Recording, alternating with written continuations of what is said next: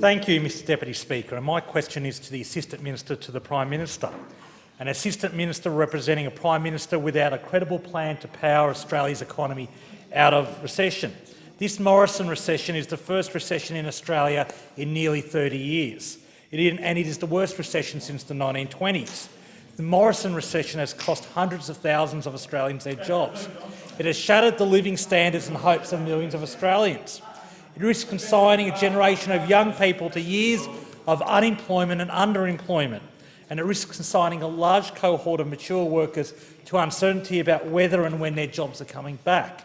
The Morrison recession is Australia's most urgent economic challenge in living memory. It is a recession which was precipitated by the coronavirus pandemic, but is a recession which has been exacerbated by the policy failures of the Morrison government.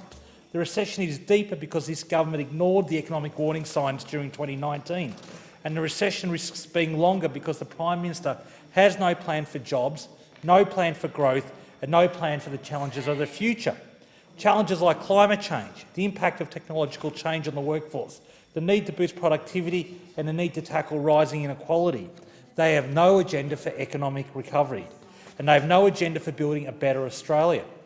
And the reason they have no plan is because this is a Prime Minister obsessed with marketing slogans and politics.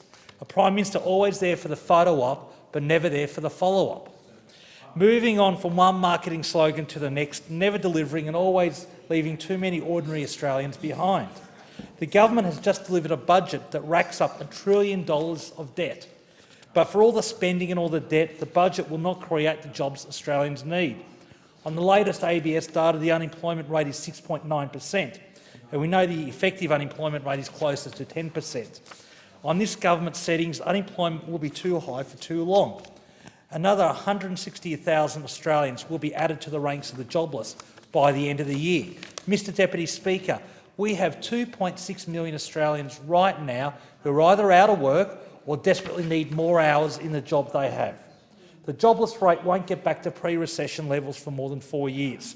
Budget forecasts have the official unemployment rate still at 6.5% in June 2022 and 5.5% in June 2024. Treasury's modelling shows economic slack will continue over the next 5 years with GDP below its potential until 2025. This is a national jobs crisis which the government is failing to address. By contrast, the Labor leader, Anthony Albanese, has laid out a plan to make this generational crisis the start of a new era of prosperity and fairness.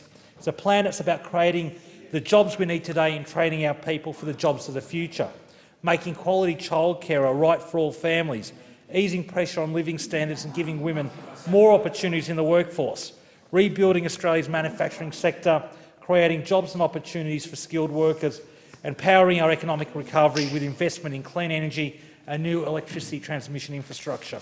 The contrast is clear. Labor has presented a plan that puts jobs first and the future first.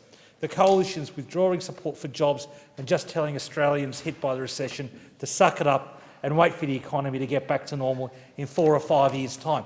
Mr Deputy Speaker, never in the history of the Commonwealth has so much money been spent for so little impact by this government. And look at what they're doing right now. They're removing JobMaker and JobSeeker. The cuts in September have cost my electorate deeply. We've seen 17,000 recipients of JobKeeper have that payment cut. We've had 20,000 recipients of JobSeeker had their assistance cut. The fortnightly hit to the electorate of Shortland is $22 million. Just imagine that for a minute, Mr Deputy Speaker. $22 million taken out of the Shortland economy every 2 weeks, money that is urgently needed by my businesses to keep those businesses afloat. This is a government that is removing assistance exactly at the point when we need that money.